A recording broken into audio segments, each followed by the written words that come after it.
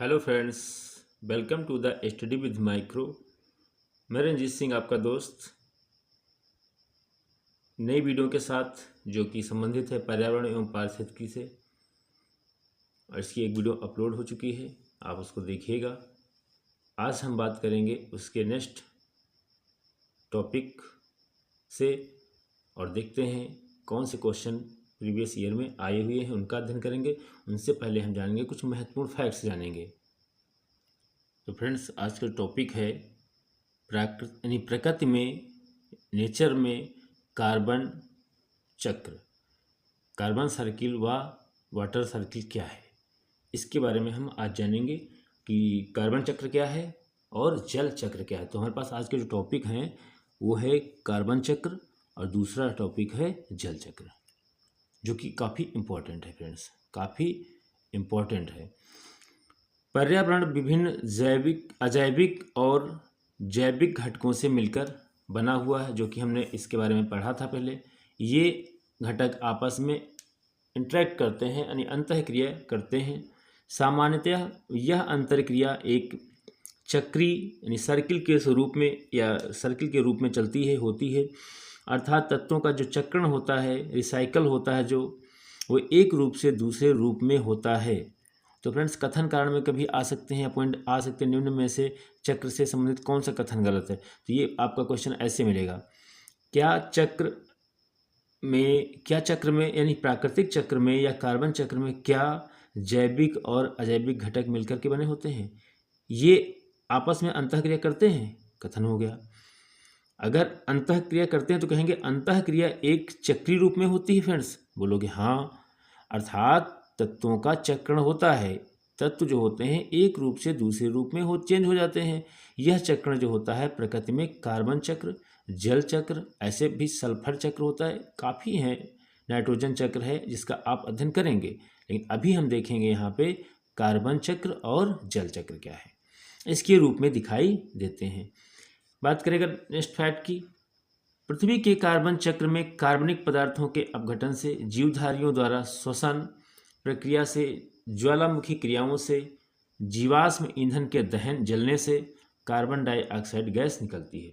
तो फ्रेंड्स, इसको एक बार रिपीट कर लें। पृथ्वी के जो कार्बन चक्र में, पृथ्वी पर जो कार्बन चक्र हो रहा है उसमें कह रहे हैं जो कार्बनिक पदार्थ होते हैं इनका क्या होता है, डिकम्पोजिशन होता है, यानी कि अपघटन होता है।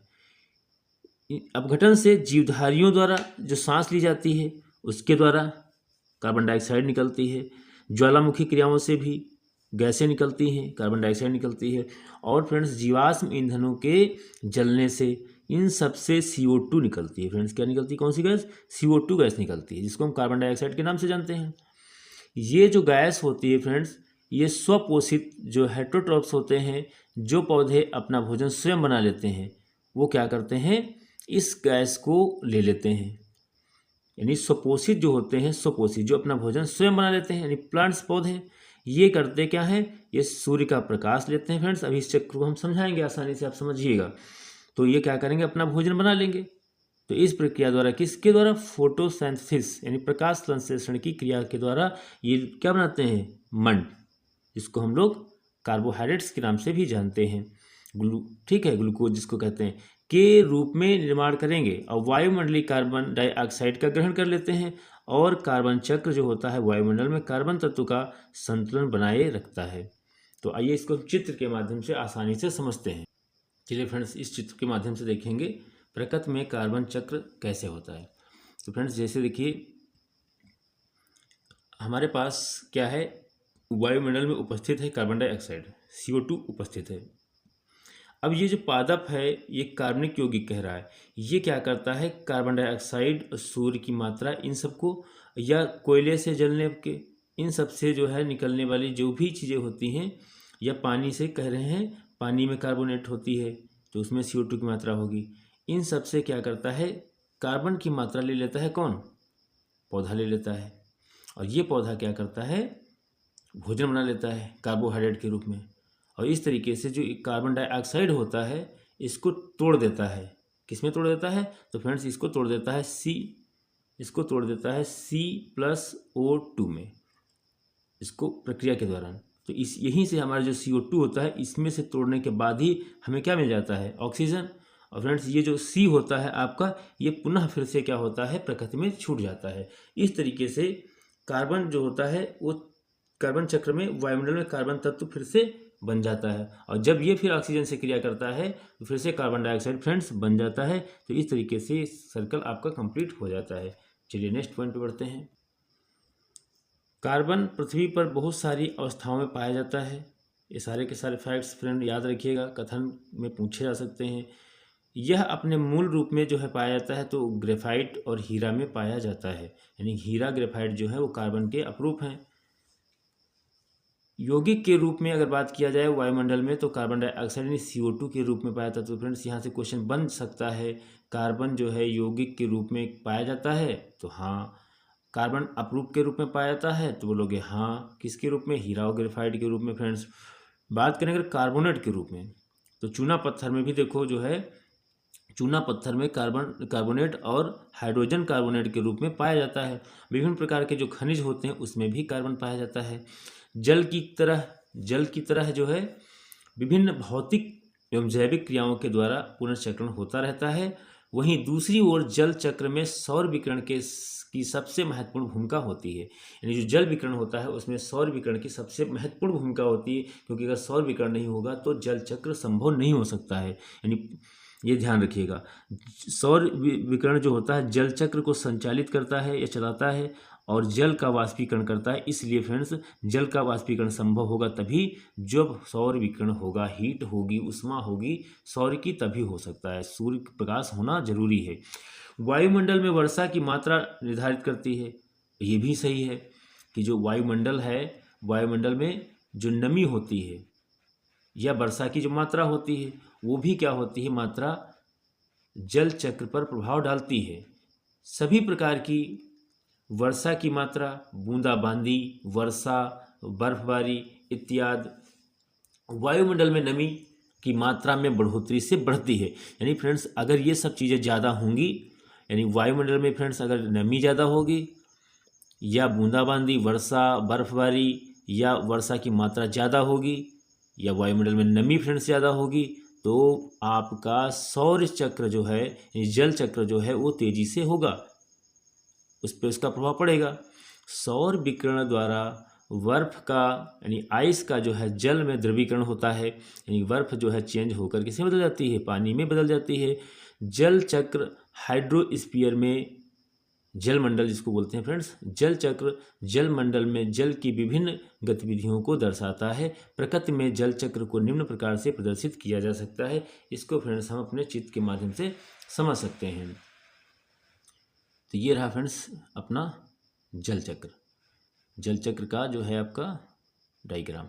इसको आइए देखते हैं, समझते हैं अच्छे से। देखिए फ्रेंड्स यहाँ पे कहा गया है जल का अंतःस्राव, इसको हम भूजल बोलते हैं। ये भूजल है जो पृथ्वी के सतह में पाया जाता है, इसको हम भूजल बोलते हैं, भूमि के भीतर। और ये जो आपका अंतः जल स्राव दिख रहा है, ये यहाँ पे नदी, समुद्र का पानी जो होता है, और ये देखो फ्रेंड्स पहाड़ हैं, पर्वत हैं। अब देखिए ये पेड़ पौधे लगे हैं स्थल पर, और ये वर्षा बादल है, बादल से वर्षा हो रही फ्रेंड्स। अब ध्यान से समझिएगा कि ये जल चक्र कैसे होता है। तो देखिए फ्रेंड्स सबसे पहले हम बात करेंगे तापमान को समझ लीजिए, और यहाँ पर संघनित जल को समझ लीजिए, और वाष्पोत्सर्जन को समझ लीजिए। तो फिर से एक बार समझते हैं। तो फ्रेंड्स जब भी भूजल जो होता है, यानी कि भूजल मतलब या पृथ्वी की सतह पर पाया जाने वाला समुद्र का जल, लेक, झील, पौंड, तालाब, इन सब का जो भी जल होता है, यहाँ तक हम ग्लेशियर का भी कहें, ग्लेशियर जो हिमनद होता है उसका भी जो बर्फ़ होता है या जल होता है या वर्षा जल होता है, इन सब पर जब हीट पड़ती है फ्रेंड्स किसकी, सूर्य की, फिर क्या होता है, ये चीज़ें ना, इनका वाष्पोत्सर्जन होता है। पेड़ क्या करते हैं, जड़ों से पानी को खींचते हैं और यहाँ पत्तियों के द्वारा इनका वाष्पोत्सर्जन करते हैं जब धूप लगती है इन पर। तो फ्रेंड्स सीधे जो है सौर विकिरण से जब सौर ऊर्जा आता है, हीट एनर्जी नीचे आती है पृथ्वी पर, तो इससे जो होता है जल, जो पृथ्वी पर जो जल होता है वो पेड़ों के माध्यम से सीधे सौर के संपर्क में आकर क्या होता है, वाष्पित होता है। और वाष्पन जो होता है, वो वाष्पन जब ऊपर को, जब जल यही उड़ करके भाप के रूप में ऊपर जाता है, तो कम तापमान के कारण, किसके, कम तापमान के कारण ये जल जो होता है फिर से क्या हो जाता है फ्रेंड्स, संघनित हो जाता है। और संघनित होकर जैसे ही इसका डेंसिटी घनत्व ज़्यादा हो जाता है तो यही बूंदें फिर से ओले के रूप में, वर्षा के रूप में फिर से पानी क्या होता है, सतह पर आ गिरता है। और पृथ्वी, कहा जाता है वर्षा की बूंदें गोल क्यों होती हैं फ्रेंड्स, तो सरफेस टेंशन के, पृष्ठ तनाव के कारण ऐसा होता है, यह ध्यान रखिएगा फैक्ट। तो ये फ्रेंड्स यहाँ से जो जल का वाष्पीकरण हुआ और यही जाके जब यहाँ पे संघनित हुए कण तो बादल बन गए और बादल से वर्षा हो गई। और यही जल जाके कम तापमान पर संघनित हुआ, फिर इससे ओले और बरसात हो जाती है। तो फ्रेंड्स पौधे भी जो महत्वपूर्ण भूमिका निभाते हैं वाष्पोत्सर्जन में, लेकिन सबसे ज़्यादा अहम भूमिका जो होती है सूर्य की होती है, सनलाइट की होती है। तो इस तरीके से फ्रेंड्स क्या होता है, ये चक्र आपका कंप्लीट हो जाता है। फ्रेंड्स जल चक्र पौधों की वृद्धि में सहायक होता है, इंपॉर्टेंट फैक्ट है। जो जल चक्र होता है फ्रेंड्स वो पौधों की वृद्धि में सहायक होता है। पौधे भूमि में प्रतिरोपित किए जाते हैं, क्योंकि पौधे कहाँ लगाए जाते हैं, पेड़ जमीन पर लगाए जाते हैं, प्रतिरोपित किए जाते हैं।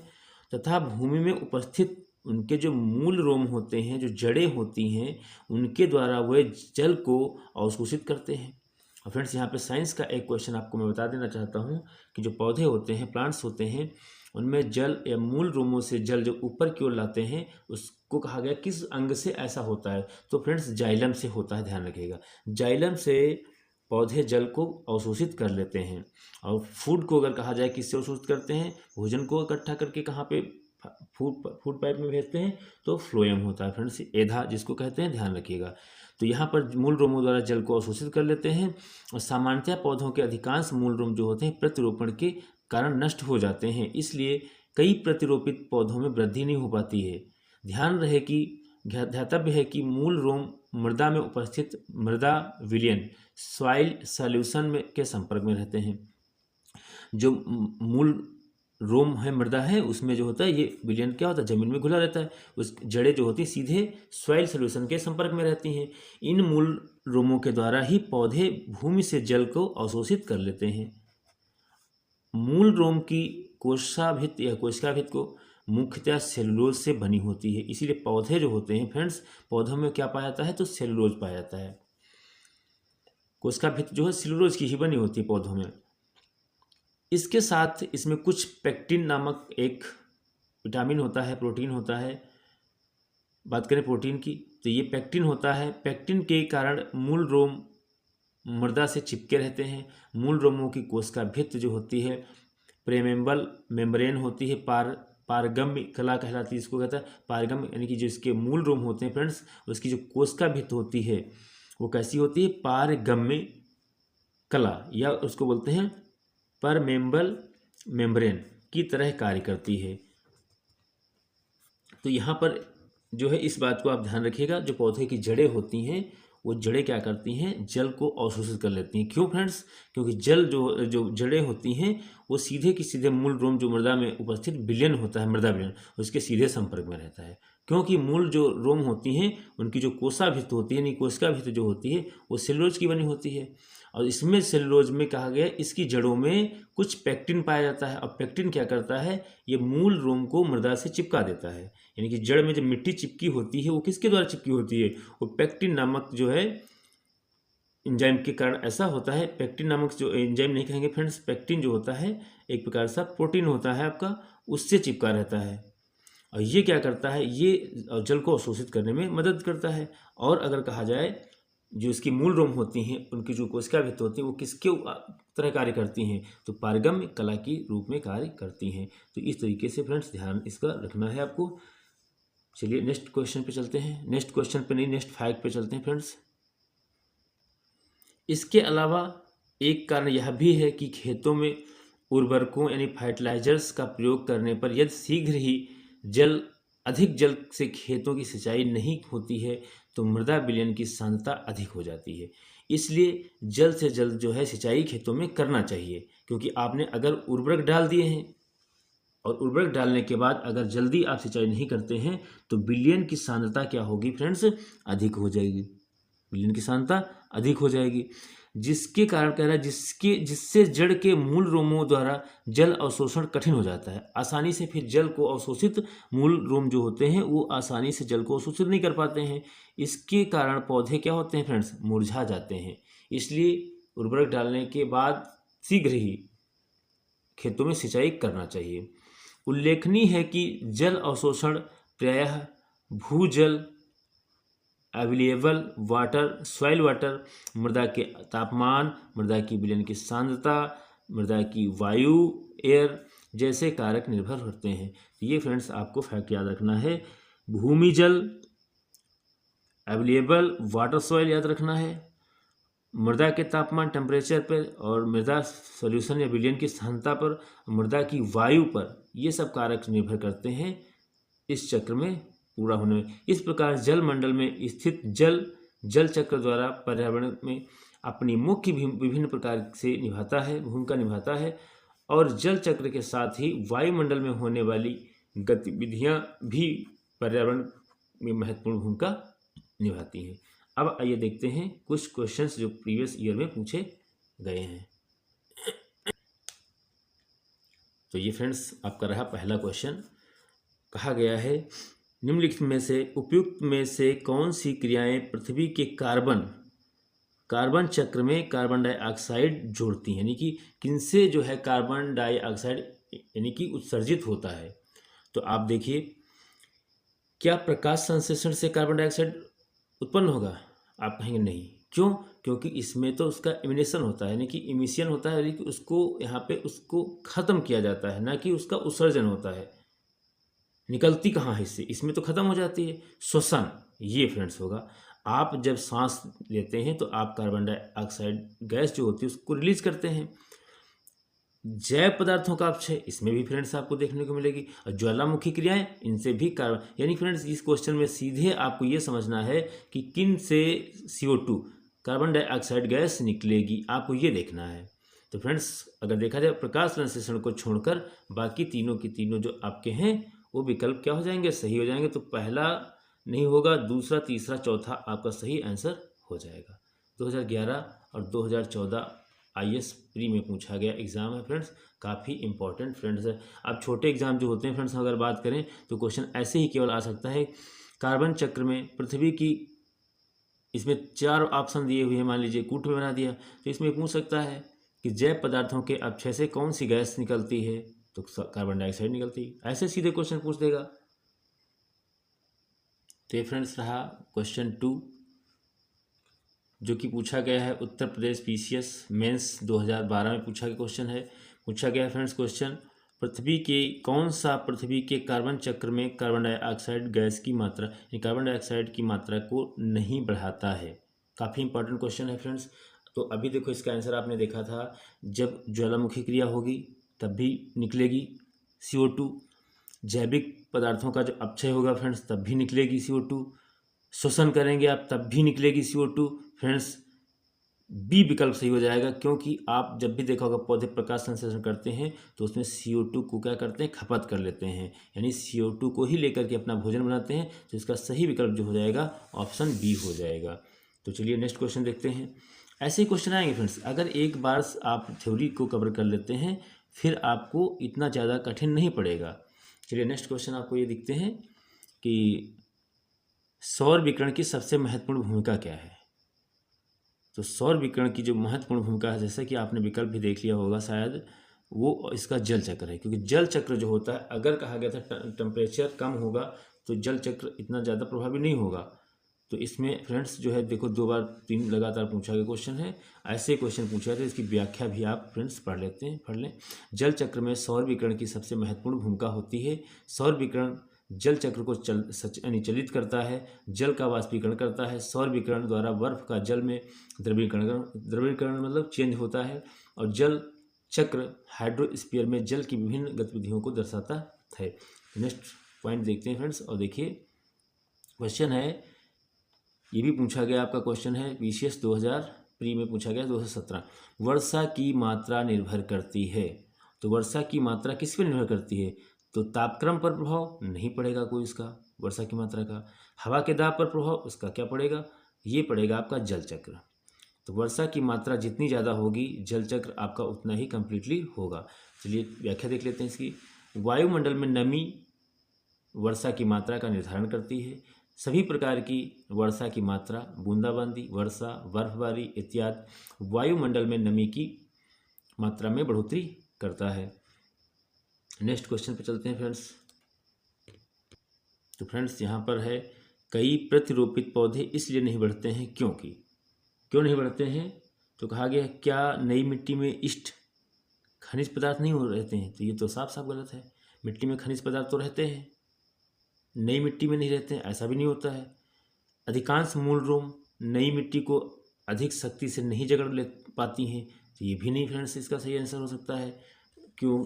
मूल रोम जो होती है उसमें पैक्टिन नामक का पदार्थ पाया जाता है जो कि उनको उससे चिपकाए रखती हैं, जकड़ लेती हैं उनको, ताकि वहाँ से जल का अवशोषण आसानी से कर सके फ्रेंड्स।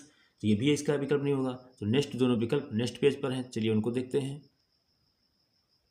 तो फ्रेंड्स अब देखते हैं वायुमंडल। रासायनिक संगठन के आधार पर पदार्थ को तत्व यौगिक मिश्रण के रूप में वर्गीकृत किया जा सकता है। इसका क्लासिफिकेशन किया जा सकता है। पदार्थ के जो टाइप होते हैं, तो पदार्थ आपका जो होता है, पदार्थ के 3 भाग होते हैं, ठोस, द्रव, गैस। ये पदार्थ की अवस्थाएं होती हैं। अब बात उसमें हम करेंगे जब तत्व, यौगिक और मिश्रण, इनके रूप में इसका क्लासिफिकेशन कर देंगे हम, और देखेंगे तत्व जो होता है पदार्थ का एक साधारणतम सूक्ष्मतम छोटा सा छोटा कण होता है, जिसे कहते हैं ना, इसको परमाणु कहते थे। तो अब हम यहाँ पे केमिस्ट्री नहीं पढ़ रहे हैं फ्रेंड्स, तो हमें ये जान लेना है कि जो पदार्थ होता है उसमें जो तत्व होता है वो तत्व किसे कहते हैं। तो तत्व जो होता है पदार्थ का एक साधारणतम रूप होता है, जिसे रासायनिक विधि या भौतिक विधि, केमिकल और फिजिकल विधियों द्वारा, मेथड द्वारा इनको अलग नहीं कर सकते हैं, यानी कि उपविभाजित तो नहीं किया जा सकता है। तो इनको क्या कहेंगे हम? इनको कहेंगे हम तत्व। यौगिक क्या होता है फ्रेंड्स? यौगिक क्या होता है? 2 या 2 से अधिक तत्वों का द्रव्यमान। 2 या 2 से अधिक तत्वों का द्रव्यमान जो होता है, अगर एक निश्चित अनुपात में मिल जाए तो उससे जो निर्माण होता है वो यौगिक होता है। और मिश्रण क्या होता है फ्रेंड्स? मिश्रण में तत्व भी हो सकता है, एक या एक से अधिक, या यौगिक भी हो सकते हैं, और इनका जो अनुपात होगा वो स्थिर नहीं होता है। तो कहा गया जिसमें 2 या 2 से अधिक यौगिक किसी भी अनुपात में हो सकते हैं उसे मिश्रण कहते हैं, मिक्सचर कहते हैं। जैसे कि एयर क्या है आपकी? विभिन्न गैसों का एक मिक्सचर है। बहुत सारी गैसें विद्यमान हैं।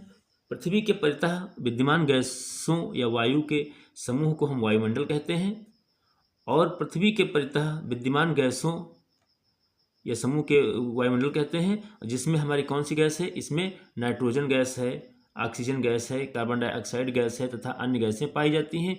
गैसों का मिश्रण जो होता है वायुमंडल, एटमॉस्फेयर में पाया जाता है। अगर बात करें शुष्क वायु में घनत्व के आधार पर सबसे ज़्यादा कौन सी गैस पाई जाती है? तो फ्रेंड्स नाइट्रोजन पाई जाती है, जिसका प्रतीक क्या होता है? N2 होता है। आइए देखते हैं, टेबल के फॉर्म में देखते हैं कौन सी गैस कितनी मात्रा में पाई जाती है। तो ये रहा आपका टेबल। तो सबसे ज़्यादा मात्रा में कौन सी पाई जाएगी फ्रेंड? नाइट्रोजन N2 पाई जाती है 78.08%, ऑक्सीजन पाई जाएगी O2 20.95%, आर्गन पाई जाएगी 0.93%, कार्बन डाइऑक्साइड CO2 पाई जाएगी 0.038%, नियॉन पाई जाएगी 0.0018। तो फ्रेंड्स यहाँ पर हमको ये डाटा इतना ज़्यादा इम्पोर्टेंट है, 2-3 तक बस। वायुमंडल में सर्वाधिक मात्रा में कौन सी गैस पाई जाती है? तो फ्रेंड्स नाइट्रोजन याद रखिएगा। अगर मात्रा पूछ लें तो आपको ध्यान रखना है 78.08। नेक्स्ट ऑक्सीजन को ध्यान में रखना आपको, 21 भी दे देते हैं कभी कभी नियर अबाउट, तो देखो 21 भी हम कह सकते हैं, 20.95 भी याद रखना। थर्ड है ऑर्गन, यानी कि 0.93, और जो कार्बन डाइऑक्साइड है वो है 0.038। इतना आपको ध्यान रखना है बस। बाकी हीलियम है, नियॉन है, मीथेन है, ये सब आपको फैक्ट याद रखना है। हाँ, यहाँ फ्रेंड्स एक जो फैक्ट बनाया मैंने कि नो एको ना है, तो ये तो फ्रेंड्स अपने हिसाब से आप जो भी ट्रिक बनाना चाहते हैं वो बना सकते हैं। स्वपोषी पौधे जो होते हैं फ्रेंड्स, स्वपोषी पौधे प्राणवायु ऑक्सीजन का उत्सर्जन करते हैं, यानी पौधे हमको ऑक्सीजन देते हैं, उत्सर्जन करते हैं। वायुमंडल को दूषित करने वाली दूषित करने वाली एवं ग्लोबल वार्मिंग के लिए जिम्मेदार गैस जो कार्बन डाइऑक्साइड गैस है उसका उत्सर्जन करते हैं। तो फ्रेंड्स यहाँ से क्वेश्चन पूछा जा सकता है सीधे कि ग्लोबल वार्मिंग के लिए उत्तरदायी गैस कौन सी है। तो ग्लोबल वार्मिंग के लिए उत्तरदायी गैस आपकी CO2 यानी कार्बन डाइऑक्साइड है। अगर वनस्पतियाँ नहीं हो अगर बात करें हम, यदि वनस्पतियाँ ना हों या नहीं होंगी तो ऑक्सीजन की कमी से पृथ्वी पर जीवन घातक प्रभाव पड़ेगा, यानी जीवन संभव नहीं होगा। तो ये चक्र आप इसको अच्छे से देख लीजिए, समझ लीजिए। तो ये जो चित्र दिया हुआ है इसमें ये समझाया गया है कि ऑक्सीजन और कार्बन डाइऑक्साइड का संतुलन कैसे बनता है। तो हमने कहा था देखो, सबसे पहले जो है जंतु क्या निकलते हैं, उत्सर्जित करते हैं श्वास के द्वारा कार्बन डाइऑक्साइड। पौधे क्या करते हैं, इसको ग्रहण कर लेते हैं, भोजन बनाते हैं और यहाँ से ऑक्सीजन रिलीज कर लेते हैं। और ये ऑक्सीजन फिर कौन लेता है, तो जंतु लेते हैं, हम लोग लेते हैं। और फिर हम लोग क्या करते हैं, फिर से कार्बन डाइऑक्साइड उत्सर्जित कर देते हैं सांस के द्वारा, और ऐसा करके ये बार बार चलता रहता है। तो ऑक्सीजन और कार्बन डाइऑक्साइड का इस तरीके से संतुलन बना रहता है। तो कुछ क्वेश्चन देख लेते हैं फ्रेंड्स। इस प्रकार पादप वायुमंडल में ऑक्सीजन तथा कार्बन डाइऑक्साइड के संतुलन को बनाए रखते हैं। इसीलिए वनों को हरे फेफड़े भी कहा जाता है, ग्रीन लंग्स भी कहा जाता है वनों को। इसके अतिरिक्त विभिन्न क्षेत्रों में सड़कों के किनारे हरे पौधों की कतारें खड़ी करके हम ध्वनि प्रदूषण को नियंत्रित कर सकते हैं। तो ये फैक्ट यहाँ से आपको दो ध्यान रखना है, वनों को हरे फेफड़े कहा जाता है।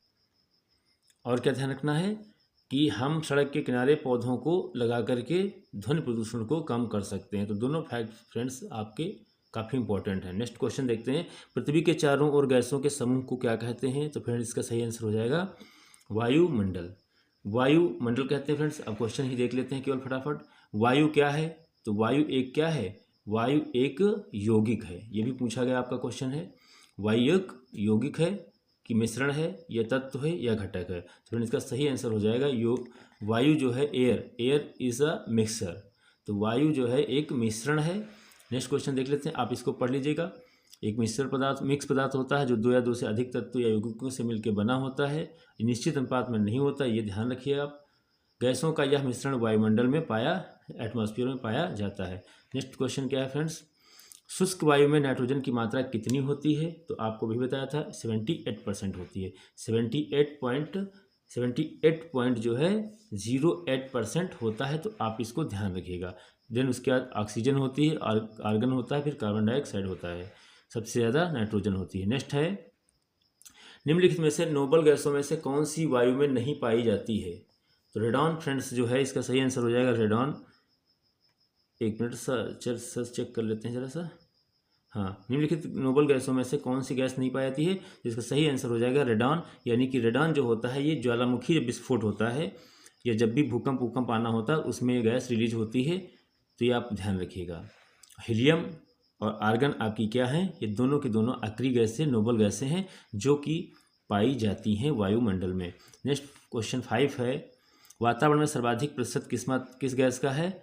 तो फ्रेंड्स वो किसका है, वो है नाइट्रोजन का। ऑप्शन सी सही हो जाएगा, 78.08%। ऑक्सीजन कितनी है, 20.98%। तो ये ध्यान रखिएगा। तो फ्रेंड्स सिक्स क्वेश्चन जो फ्रेंड्स है, हवा में किस गैस की मात्रा सबसे अधिक है। तो फ्रेंड्स आंसर हो जाएगा नाइट्रोजन। यदि पृथ्वी पर पाई जाने वाली वनस्पति यानी पेड़ पौधों को समाप्त कर दिया जाए तो किसकी कमी हो जाएगी। तो फ्रेंड्स किसकी कमी हो जाएगी, तो ऑक्सीजन की कमी हो जाएगी। पेड़ पौधे नहीं होंगे तो ऑक्सीजन कौन रिलीज करेगा, तो इस तरीके से ऑक्सीजन की कमी हो जाएगी। तो कहा गया है पेड़ पौधे प्राणवायु ऑक्सीजन का उत्सर्जन वायुमंडल में दूषित करने वाली गैसें ग्लोबल वार्मिंग जिम्मेदार गैस कार्बन डाइऑक्साइड का क्या करती हैं, उत्सर्जन कर लेते हैं और शोषण कर देते हैं। और अगर वनस्पतियां नहीं होंगी तो ऑक्सीजन की कमी पृथ्वी पर जीवन संभव नहीं होगा, घातक प्रभाव पड़ेगा। तो ये आपको ध्यान रखना है फ्रेंड्स। नेक्स्ट क्वेश्चन फ्रेंड्स है, निम्नलिखित में से कौन सा कार्य पेड़ पौधों का नहीं है। तो वो कौन सा नहीं है, तो वायु का प्रदूषण पेड़ पौधे नहीं करते हैं। तो फ्रेंड्स ये रहे कुछ महत्वपूर्ण आज के क्वेश्चन। तो फ्रेंड्स अगर वीडियो अच्छी लगी हो तो वीडियो को लाइक शेयर करिएगा, चैनल को सब्सक्राइब कर लीजिएगा ताकि आने वाली वीडियो आप तक मिलती रहें। तो फ्रेंड्स इसका फैक्ट पढ़ लेते हैं जो थोड़ा सा बचा हुआ है। पेड़ पौधे कार्बन डाइऑक्साइड का अवशोषण कर ऑक्सीजन को विमुक्त करते हैं। विभिन्न क्षेत्रों में सड़कों के किनारे हरे पौधे लगा करके हम ध्वनि प्रदूषण को नियंत्रित कर सकते हैं। पेड़ पौधे वायु प्रदूषण नहीं करते हैं, अपितु वायु प्रदूषण की रोकथाम करने में सहायक होते हैं। तो फ्रेंड्स, अगर वीडियो अच्छी लगी हो तो चैनल को सब्सक्राइब कर लीजिएगा। वीडियो देखने के लिए बहुत बहुत धन्यवाद। तो मिलते हैं फ्रेंड्स नेक्स्ट वीडियो में। तब तक के लिए जय हिंद, जय भारत, जय संविधान।